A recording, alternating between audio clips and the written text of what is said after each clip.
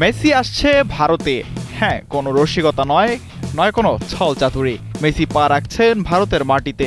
চলতি বছরের ডিসেম্বরের 15 তারিখে মুম্বাইয়ে আসার কথা রয়েছে অ্যালান টেনের। অংশ নিতে যাচ্ছেন বিরাট, রোহিত, ধোনিদের সঙ্গে একটি চ্যারিটি ম্যাচে।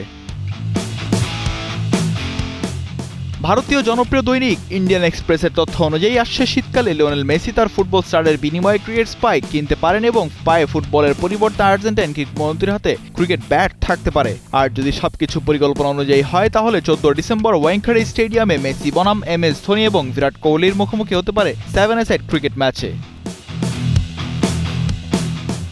ম্যাচের রসদ চূড়ান্ত করার চেষ্টা চলছে, যেখানে সচিন টেন্ডুলকার এবং রোহিত শর্মার মতো তারকারাও মাঠে নামতে পারেন। জানা গেছে যে একটি সুপরিচিত ইভেন্ট এজেন্সি মুম্বাই ক্রিকেট অ্যাসোসিয়েশনকে 14 ডিসেম্বরের জন্য মাঠ ব্লক করার জন্য অনুরোধ করেছে, যখন মেসি ভারত সফরের প্রচারণার অংশ হিসেবে মুম্বাই সফর করবেন বলে আশা করা হচ্ছে।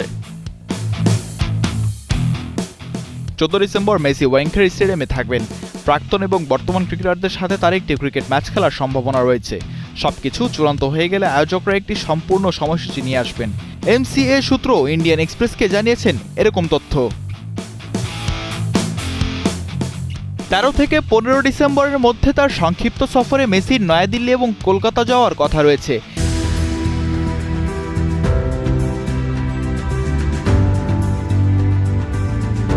এটি হবে মেসির দ্বিতীয় ভারত সফর এবং 14 বছরের মধ্যে প্রথম ভারত সফর।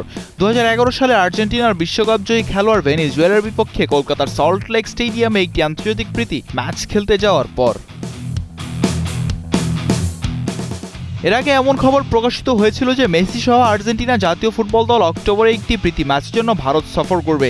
কেরালার ক্রীড়ামন্ত্রী ভি আব্দুর রহমান এ তথ্য প্রকাশ করেছেন। রাজ্য সরকার কেরালায় লাল বিসেলিস থেকে নিয়ে দুটি ম্যাচ আয়োজনের জন্য আর্জেন্টিনা ফুটবল অ্যাসোসিয়েশনের সাথে একটি চুক্তিতে পৌঁছানোর পর। তবে সেই পরিকল্পনা স্থগিত করা হয়েছে বলে জানা গেছে।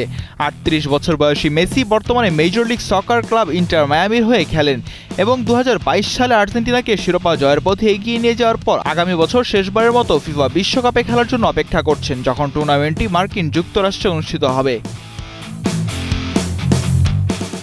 মিজান রাশিক, কালের কণ্ঠ।